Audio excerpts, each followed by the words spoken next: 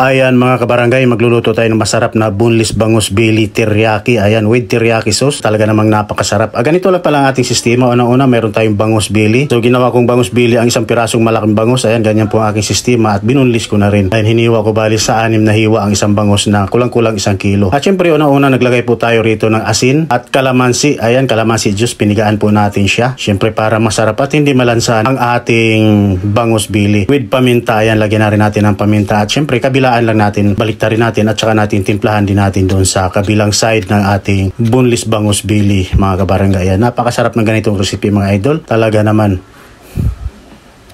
So hindi lang naman kasi pork or chicken teriyaki, pwede rin tayo sa bangus. Ayan. Ganyan, tiniplahan rin natin yung kabilang side at naglagay ulit tayo ng paminta, asin at syempre yung calamansi juice. Ayan.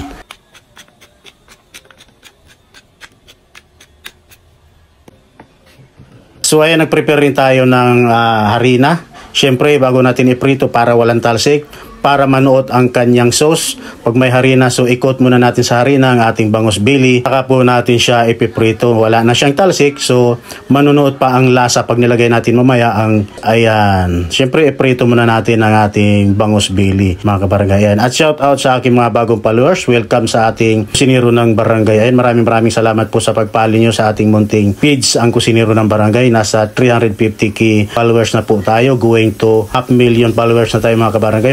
Maraming salamat po sa inyong lahat. So ayan, syempre pagkaprito po natin, balibaliktarin lang po natin hanggang sa maluto at makuha natin ang tamang pagkaluto ng ating boneless bangus belly. Ayan mga idol. So ayan, dahil luto na nga, siyempre hanguin na natin, ay strain lang natin yung kanya excess na mantika. Siyempre para hindi mamantika ang ating recipe na ito. Siyempre para healthy tayo mga kabarangay. Una-una gagawa tayo ng masarap na sauce. So una-una meron tayong ginger or luya. Chop-chopin lang po natin. Pwede po nating i-blender.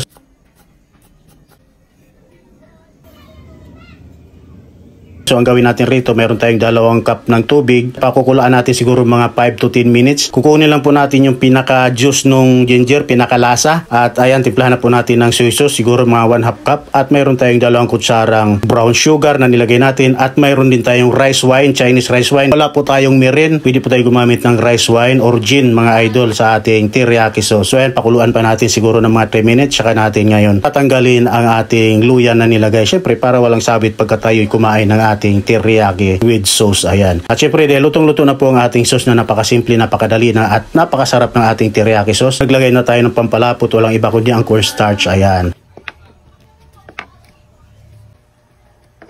At lagyan natin ng konting design. Siyempre para mabango ay walang iba kundi yung ating sesame seeds. So the best sa sesame seeds ay siyempre mas mabango, mas masarap kung yung ating sesame seeds ay isasangag natin para lumabas po ang kanyang aroma at ang kanyang bango. Ayan. Tsaka natin i-toppings doon at i-design natin sa ating boneless bangus with teriyaki sauce. Ayan, ganyan kadali kasimple gumawa ng boneless belly ng bangus mga idol with teriyaki sauce. Ayan, syempre maglagay tayo ng konting pampaganda ng kulay, pang toppings. Ayan, mayroon tayong sesame seeds at mayroon tayong konting spring onion. Ayan, napakasimple, napakadali ng ating bangus belly with teriyaki sauce. Ayan mga idol, mga kabarangay, at maraming salamat muli sa inyong lahat at sa aking mga followers. Ayan, at sa mga gustong umorder ng ating bagnet bagoong, nasa Shopee at Lazada lang po. Mamaya ilagay po natin yung link sa comment section at sa gayoy hindi na po kayong umorder sa Shopee at Lazada ng ating bagnet bagoong at ng ating suka rapsa. Ayan.